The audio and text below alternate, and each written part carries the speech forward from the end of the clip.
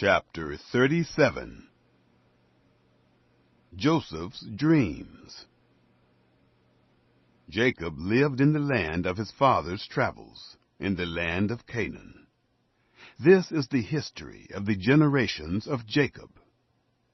Joseph, being 17 years old, was feeding the flock with his brothers.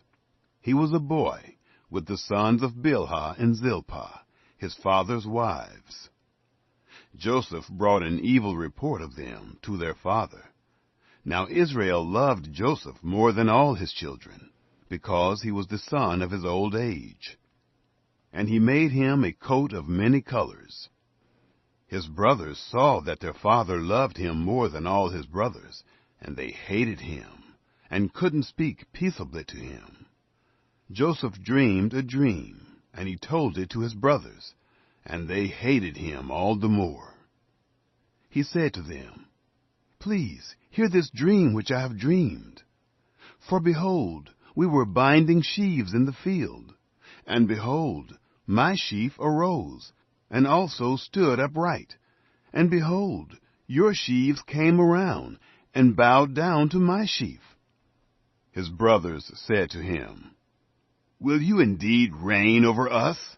Or will you indeed have dominion over us?" They hated him all the more for his dreams and for his words. He dreamed yet another dream, and told it to his brothers, and said, "Behold, I have dreamed yet another dream. And behold, the sun and the moon and 11 stars bowed down to me." He told it to his father and to his brothers. His father rebuked him and said to him, "What is this dream that you have dreamed? Will I and your mother and your brothers indeed come to bow ourselves down to you to the earth?" His brothers envied him, but his father kept this saying in mind. Joseph sold by his brothers. His brothers went to feed their father's flock in Shechem. Israel said to Joseph, "Aren't your brothers feeding the flock in Shechem? Come, and I will send you to them." He said to him, "Here I am." He said to him, "Go now, see whether it is well with your brothers, and well with the flock, and bring me word again." So he sent him out of the valley of Hebron, and he came to Shechem.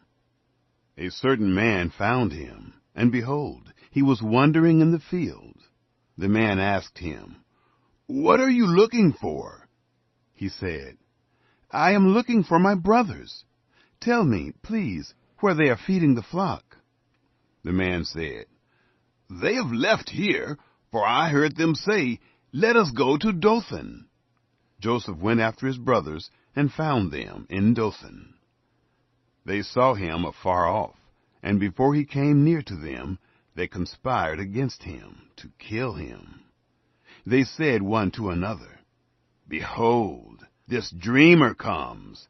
Come now, therefore, and let's kill him, and cast him into one of the pits, and we will say, 'An evil animal has devoured him.'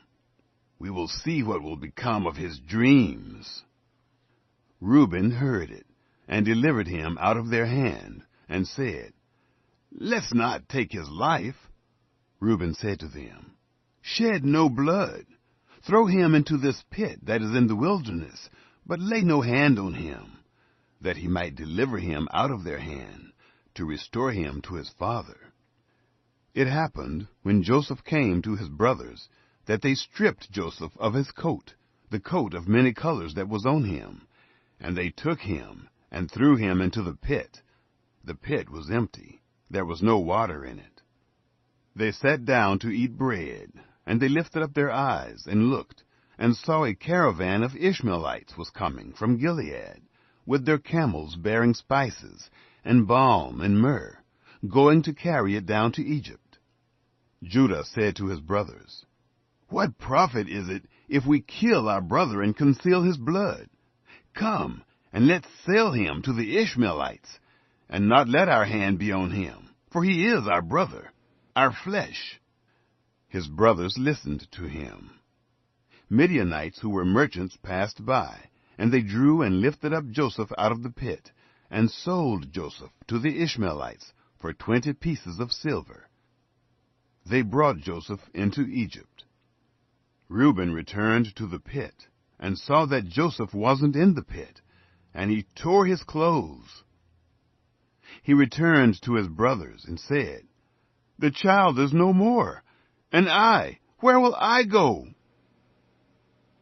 Jacob mourns Joseph. They took Joseph's coat and killed a male goat and dipped the coat in the blood. They took the coat of many colors, and they brought it to their father and said, "We have found this. Examine it now, whether it is your son's coat or not." He recognized it and said, "It is my son's coat. An evil animal has devoured him. Joseph is without doubt torn in pieces." Jacob tore his clothes and put sackcloth on his waist, and mourned for his son many days. All his sons and all his daughters rose up to comfort him, but he refused to be comforted. He said, "For I will go down to Sheol to my son, mourning." His father wept for him. The Midianites sold him into Egypt to Potiphar, an officer of Pharaoh's, the captain of the guard.